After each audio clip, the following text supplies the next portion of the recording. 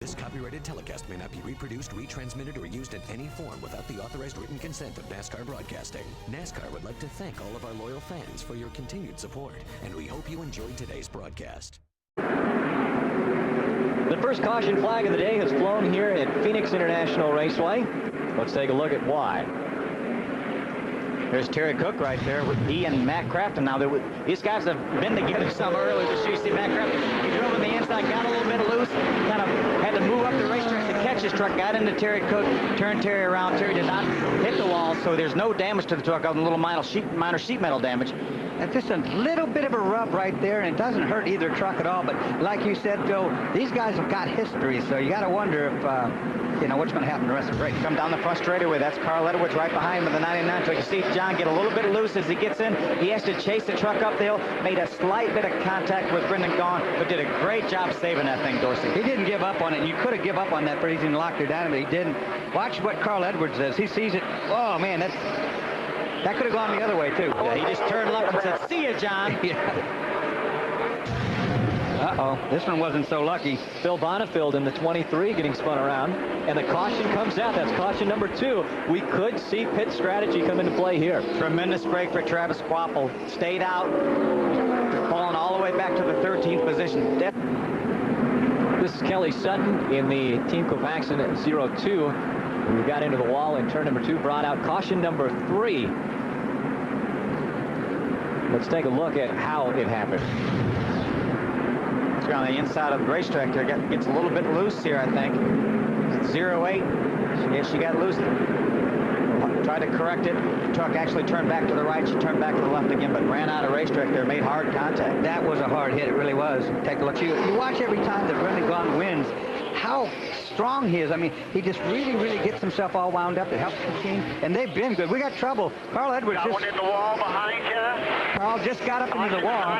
Keep digging. Flat-sided it, but I don't think he's hurt the truck that badly. Carl Edwards was in 4th position. He will drop back because of getting into the wall. When I got a glimpse of him, it didn't look like he made all that much contact. He definitely did flat-sided, as you mentioned, Dorsey, but it doesn't look like he really hit it that hard, and he's able to stay up. It appears with Bobby Hamilton right now, who took over the 4th position from Carl Edwards. I don't think he knocked the axle out of it or bent the toe in on the front. It looks like he just got sideways up against it. We'll take a look back and see what happens to the car.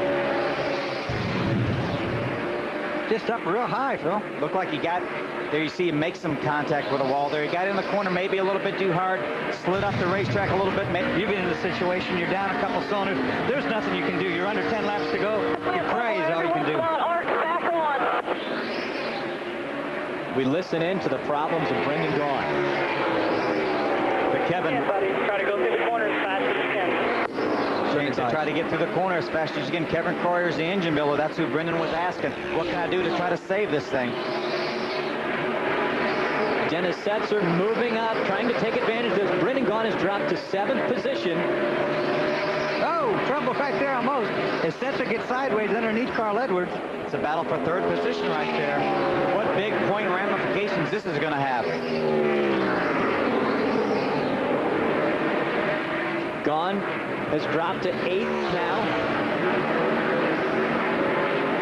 If it finishes right now, Ted Musgrave moves to 2nd. 45 points out of the championship that has eluded him his entire career. Dennis Setzer moves to 3rd in the point standings. Travis Quapple will drop to 4th if it would end right now. Believe me, this race cannot end soon enough for Brendan Gaughan because he's going to continue to lose some positions right now. Currently, he's in the 8th position. He just lost one to John Wood a few moments ago. He's got about 3 seconds over 9th place Robert Presley, but I'm not sure he's going to be able to hold him off. 5 laps to go is going to be the longest 5 laps of Brendan Gaughan's life. He cannot do anything. He's a sitting duck, so to speak, out there, and those 5 laps are going to go just take forever. But it's still a tremendous break, the fact that he's able to stay on the racetrack, and it looks like he potentially could ride out here even though he's down a cylinder or 2, because if he would have lost that engine with about 10 laps to go, he would have finished this race in the 30s. There goes Setzer using a lap truck as a pick. Takes the position away from Carl Edwards. Carl's not ready to give up yet, though. He's going to try to get back right here. That would move Dennis Setzer into 3rd position if he's able to go by the start-finish line ahead of Carl Edwards.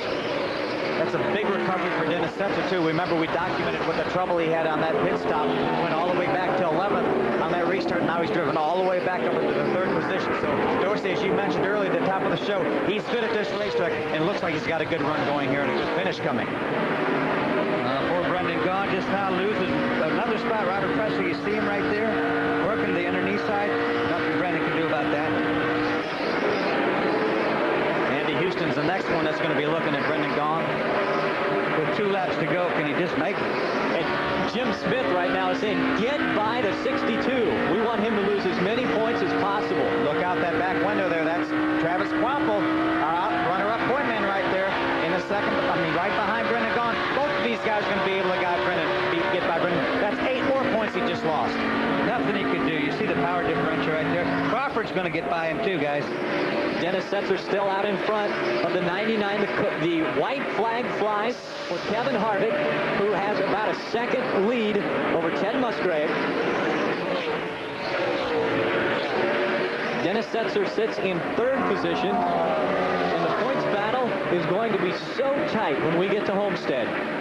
Brendan Gaughan having problems. He's dropped back to 12th position. One more drop back, and he's back where he's been every year. 13th, where he finished the last 2 of them. Kevin Harvick will win the Chevy Silverado 150. See where Brendan Gaughan comes across the line here. He's currently being shown in a 12th position. Nice job today, Kevin Harvick. You are the damn man, you know that, right? There goes Travis Quample across the start-finish line in the 9th position. There's Brendan. He's going to finish in the 12th position. One better than his average. One better than his average, but what a tough, long day he had. At the start of the show, we said if history repeats itself, Ted Musgrave is going to be able to gain a lot of position on Brendan Gaughan and Travis Quample, and look what happened today. Well, he sure did. It's amazing how the averages pretty much came out. Ted Musgrave had the best average, and he's going to have the best finish of our 4-point contenders. The Looney Tunes number 6 of Kevin Harvick does a burnout celebrating the first win Chevrolet takes in 2003 on a super speedway.